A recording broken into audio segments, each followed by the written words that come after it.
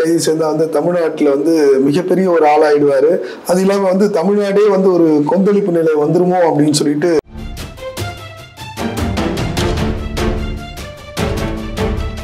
இது எவ்வளவு ஒரு மட்டமான அரசியல் தெரியுமா? இது வந்து நார்த்ல நடக்கிற அரசியல். அதை வந்து இங்க வந்து கட்டமைக்கிறாங்க தாவைக்கா கட்சியினர். அது ரொம்ப டேஞ்சரானது.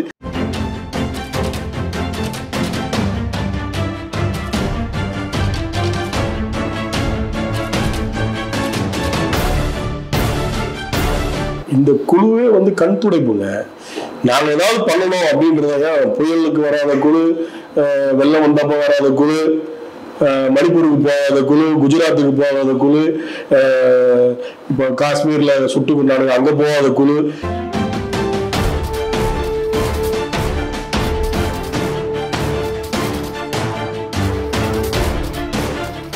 நான் ஏன் இன்னும் நடிகர்னு சொல்றேன் அப்படின்னா, இன்னும் அவர் தன்னை தலைவனாவே ப்ரமோட் பண்ணல. அதனாலதான் அவர் நடிகர் விஜய்னு சொல்றேன். ஏன்னா அவர் ஒரு அரசியல் தலைவனா ஆகியிருந்தாருன்னா முழுமையாக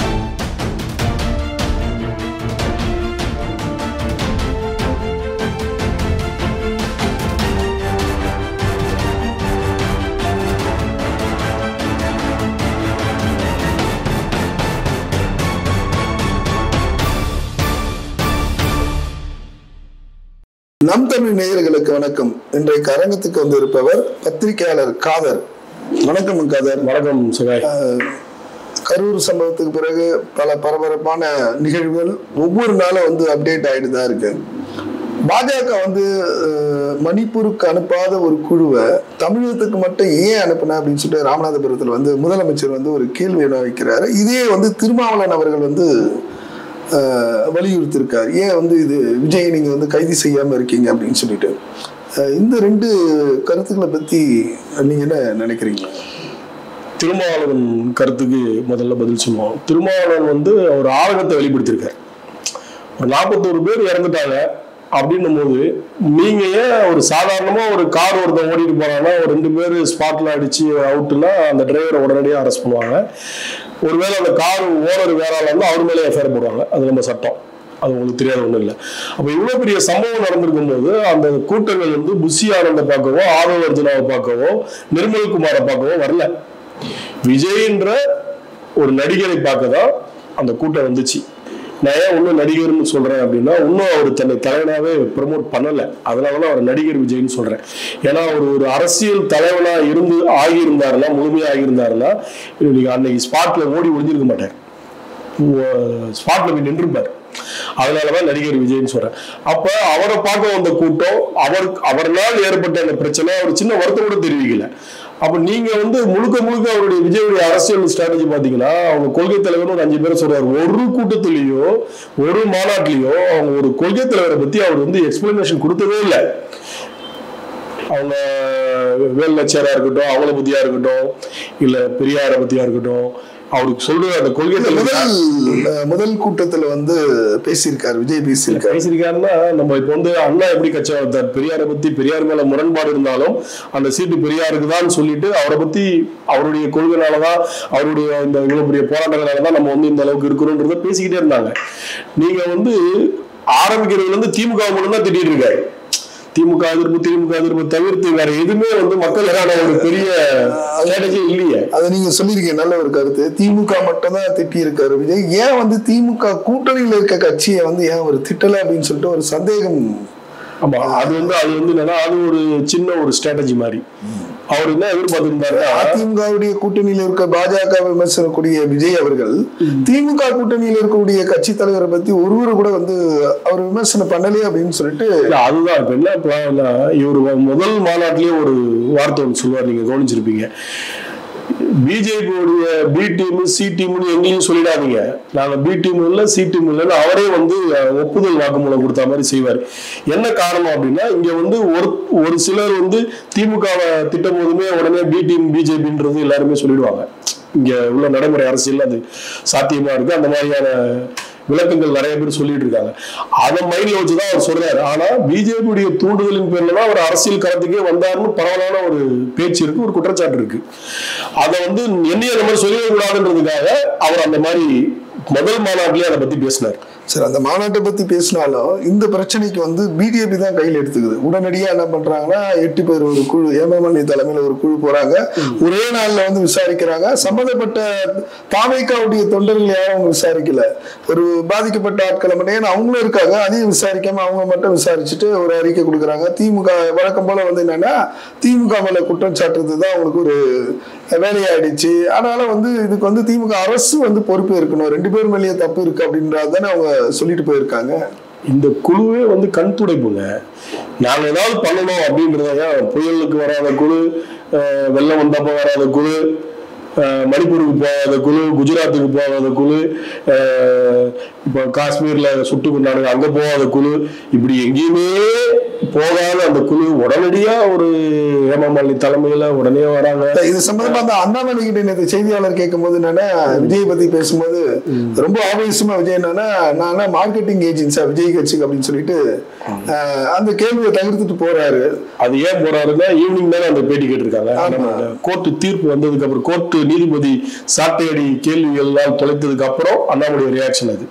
அதுக்கு முன்னாடி வரைக்கும் அண்ணாமலை இது அந்த குழுக்கிட்டே ஒரு தமிழ்ல சொல்றது இங்கிலீஷ்ல டிரான்ஸ்லேஷன் பண்ணுவாரு. அதுல கூட ஒருத்தர் சொல்லுவாரு, இங்க உள்ள நிர்வாகம் சரியில்லை அப்படின்னு சொல்லுங்க அப்படின்னா அவர் சொல்லுவார், ஆமா இங்க உள்ள நிர்வாகம் சரியில்லைன்னா உடனே அவர் வந்து திமுகவை மீன் பண்ணி அந்த குழுல வந்து எக்ஸ்பிளைன் பண்ணுவார் இங்கிலீஷ்ல. உடனே அந்த நபர் சொல்லுவாரு, இல்ல இங்க உள்ள தாவைக்கா மாவட்ட செயலாளர் சரியில்லைன்னு சொன்னேன் அப்படின்னு. அது எல்லா வீடியோவும் எல்லாருமே சமூக வலைதளத்துல பார்த்திருப்பாங்க. அப்ப ஒரு நோக்கமே அந்த குழுவோட கண்துடைப்பு தான். நீங்க வரீங்க, எல்லாத்தையும் பாக்குறீங்க, பேசுறீங்க, இதுதான் நீங்க சொல்லணும்னு ஏற்கனவே சொல்லிதான் அனுப்பிச்சிருப்பாங்க. இந்த குழு வந்து விசாரணை பண்ணி சொல்றத வந்து பெருசா யாரும் எடுத்துக்கலாம் முடியாது. அதுக்கான பெரிய சட்டத்திட்டம் வடிவமைப்புலாம் இருக்கு. இவங்க வந்து ஒன்றும் பெரிய இதெல்லாம் கிடையாது. ஒரு பிஜேபி கவர்மெண்ட்ல இருந்து உடனடியா நீங்க போங்கன்னு ஆரம்பிச்சிருக்காங்க. இது ஒரு அரசியல். இந்த குழு வந்தது ஏன் வந்ததுன்றது மாண்புமிகு முதல்வர் வந்து தெளிவா ராமநாதபுரத்துல பேசும்போது சொல்லியிருக்காரு. அடுத்த வருஷம் எலெக்ஷன் வருது, அதை மைண்ட்ல வச்சு வந்திருக்கிறாங்க.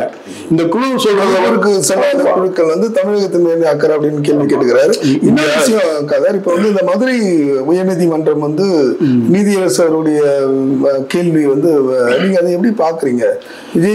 விஜய் மேலேயும் சொல்லியிருக்காரு, அடுத்தது வந்து குறைபாடுகளும் இருக்கு. மக்களை காப்பாற்ற வேண்டிய பொறுப்பு அரசுக்கு இருக்குன்னு சொல்லியிருக்காரு. அதுல மாற்று கருத்து கிடையாது. மக்களை காப்பாற்ற வேண்டிய பொறுப்பு அரசுக்கு இருக்கு.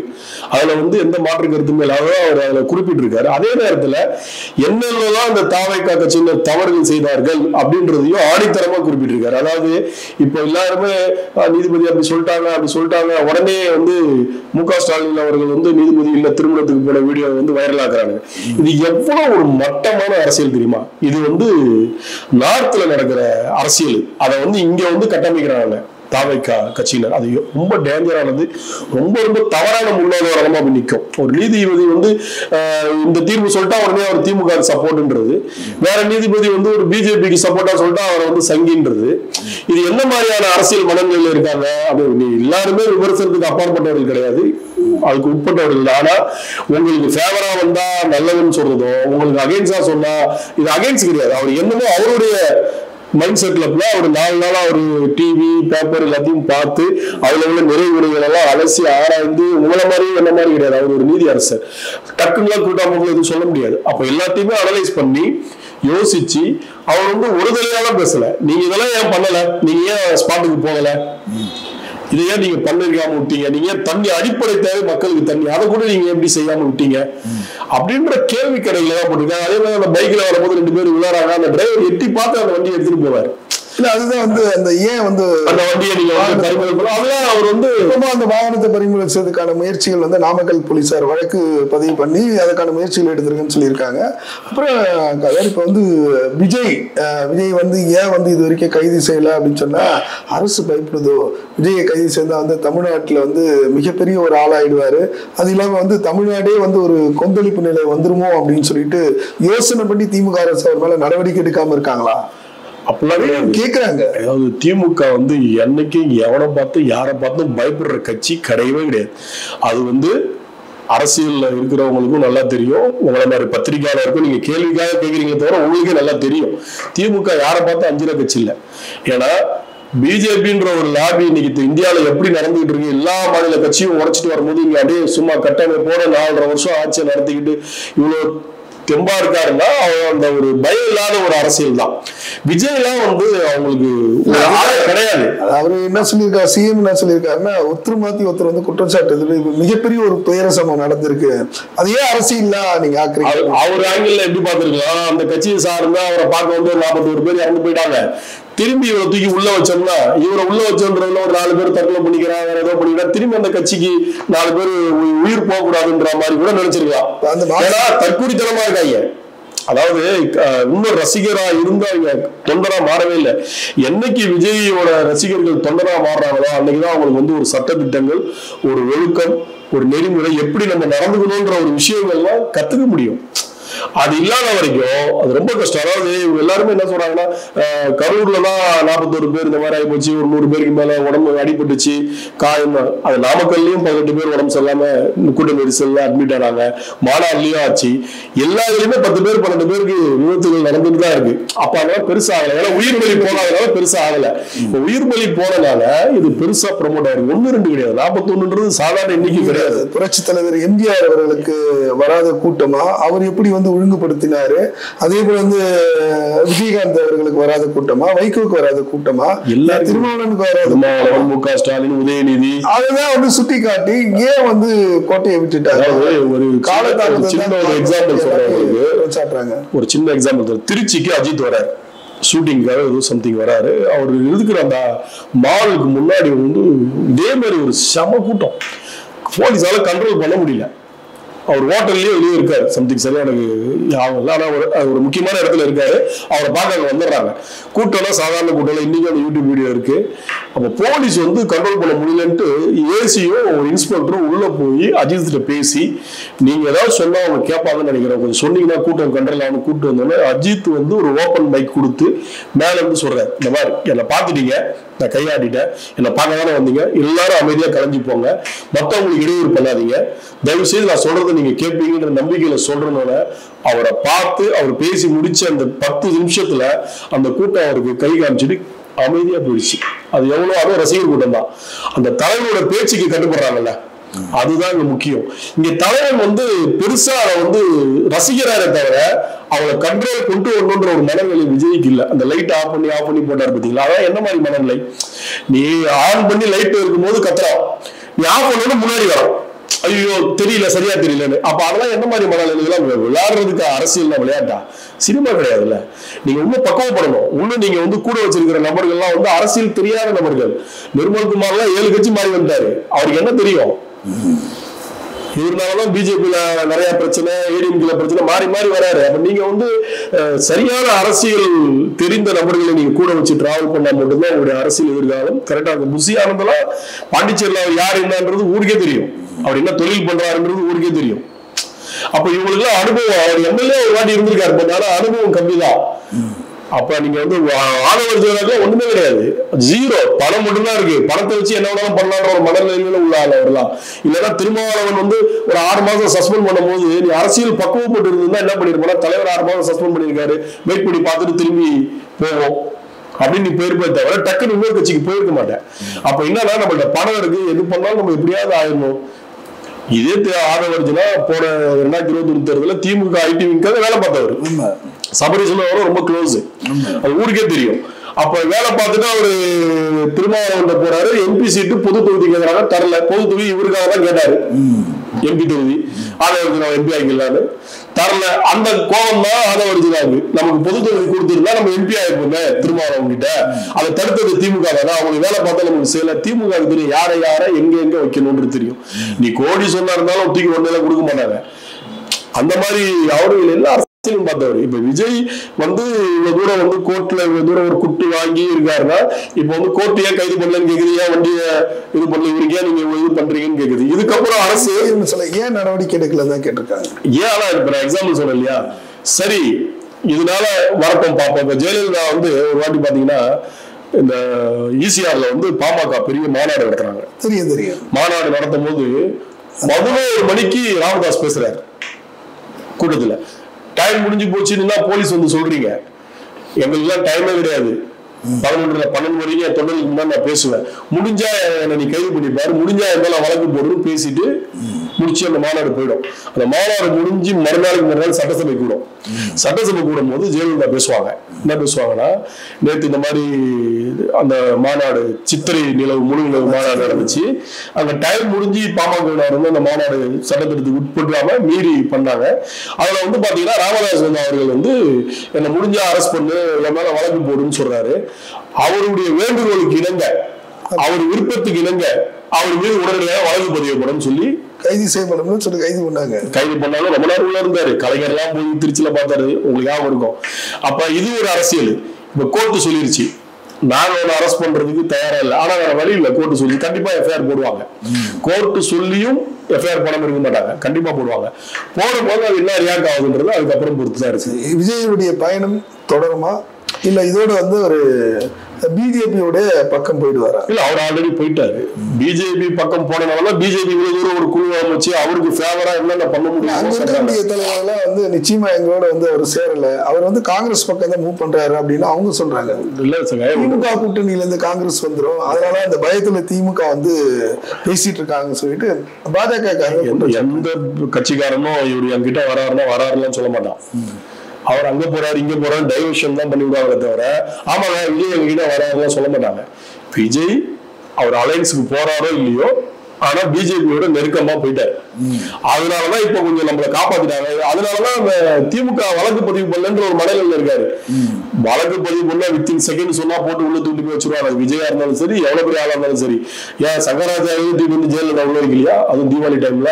இதை விட பெரிய எக்ஸாம்பிள் தான் வேணும். ஒரு முதல்வர் நினைச்சா தவறு பண்ணிருந்தா கண்டிப்பா அது விஜயா இருக்கட்டும், எவ்வளவு பெரிய ஆளா இருக்கட்டும், தப்புனா தப்புதான். அவங்க அந்த மனநிலையில இல்ல சரி அப்படின்னு விட்டுட்டாங்க. அதுதான் திமுக அரசியல். இல்ல சொல்லும் போது அரசு பண்ண மாட்டாங்க. இப்போ கோர்ட்டு சொல்லும் போது கண்டிப்பா எஃப்ஐஆர் போடுவாங்க. அதுல மாற்று கருத்துல நிச்சயமா வந்து நீதிமன்றத்தினுடைய உத்தரவு வந்து பின்பற்றப்படுகிறதா காவல்துறை என்று பார்ப்போம். விஜய் மீது எந்த மாதிரியான நடவடிக்கை எடுக்க போறாங்க, விஜயனுடைய நடவடிக்கையின் மீது தாவேகாவுடைய தொண்டர்கள் என்ன ரியாக்ட் பண்ண போறாங்க, தமிழக மக்கள் வந்து என்னென்ன இதை எதிர்பார்க்கிறாங்க அப்படின்னு சொல்லிட்டு அதே நேரத்துல இந்த அஜித்குமார்னு சிவகங்கையில் அந்த கோயில் மேட்டர்ல போலீசாரால் துன்புறுத்தி இறந்தாரு தெரியும். அந்த விஷயத்துக்கு வந்து சிஎம் வந்து அந்த பெற்றோர்கிட்ட பேசும்போது வருத்தம் தெரிவிச்சுக்கிறேன். நல்லா நீங்க பாயிண்ட் அவுட் பண்ணோம். போன்ல பேசும்போது உங்க மையம் இறந்தது ரொம்ப கஷ்டமா இருக்கு, இதுக்கு நான் வருத்தம் தெரிவிச்சுக்கிறேன். அவர் சொல்லணும் அவசியம் இல்லை. ஏன்னா போலீஸ் இலாக்கா அவர்கிட்ட இருக்கிறதுனால அவங்க பண்ண தவறா இருந்தாலும் நான் அதுக்கு பொறுப்பு எடுத்து வருத்தம் தெரிவிச்சுக்கிறேன். அந்த பெருந்தன்மையா இவர்கிட்ட இல்ல. ஒரு வீடியோ வெளியிட்டாரு, 41 பேர் இறந்துட்டான், எனக்கு இது ரொம்ப கஷ்டமா இருக்கு, நான் பொறுப்புன்னு சொல்ல வேணாம், நீங்க இறந்துட்டீங்க, எனக்கு ரொம்ப கஷ்டமா இருக்கு, நான் அதுக்கு வருத்தம் தெரிவிச்சுக்கிறேன். இனிமேல் நீங்க வந்து குழந்தை குட்டியோட வராதிங்க, சின்ன பசங்க வராதிங்க, டிவில இருந்து பாருங்க, பெரியவங்க வாங்க, அந்த மாதிரி ஏன் அவர் அந்த ஸ்பீச்சே இல்லை. நான் ஆபீஸ்ல தான் இருப்பேன், வீட்டுல நல்லா விஜய்க்கு வந்து ஒண்ணுன்னு சொல்ல பாருங்க. திமுக நீ வா வாடு எவன் கூப்பிடுறாரோ அவனுக்கு தொடவே தொடாது. அண்ணாமலை சொல்லி இங்க அரசு பண்ண முடிஞ்ச அரசு பண்ணி தொடவே மாட்டாங்க. என்னைக்கு தூக்கணும் எப்போ தூக்கணும் அவங்களுக்கு நல்லாவே தெரியும், முடிவு பண்ணுவாங்க. ஆமா, இனி விஜய் ஒரு அரசியல் எதிர்காலம் எப்படி இருக்கும் அப்படின்னா, இவர் யாரையாவது ஒரு ஆள் டிஃபெண்ட் பண்ணி தான் முடியும். ஏடிஎம்கே ஆல்ரெடி விஜய் நம்ம கிட்ட வந்துட்டாருன்ற மனநிலைக்கு வந்துட்டாங்க. நேற்று கூட ஒரு மீட்டிங்ல பாத்தீங்கன்னா விஜய் கையெழுத்து கும்புற மாதிரி, எடப்பாடி கும்புற மாதிரி ஒரு பேனர் தான் வச்சிட்டாங்க. எடப்பாடி வர மீட்டிங்க்கு விஜய் கூட ஆடுறாங்க. இதனால வந்து இவங்க என்ன நினைச்சிட்டு இருக்காங்கன்னா, இன்னைக்கு ஏடிஎம் அலையன்ஸ் வெயிட் ஆயிடுச்சு, ஸ்டாலின் பயன்டாங்க. அது கிடையவே கிடையாது. பிஜேபி சேர்ற கூட்டணி என்னைக்குமே தமிழ்நாட்டில் பெருசா ப்ரமோட் ஆகாதுன்றது எல்லாருக்குமே தெரியும்.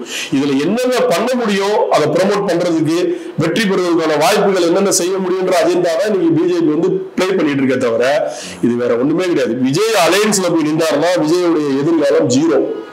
அதுக்கப்புறம் அவரால் தமிழ்நாட்டில் பெருசா ஷைன் ஆகவே முடியாது. நான் சொல்றேன், இப்ப சொல்றேன், இன்னைக்கு இந்த வீடியோ எடுத்து பார்க்கட்டும்.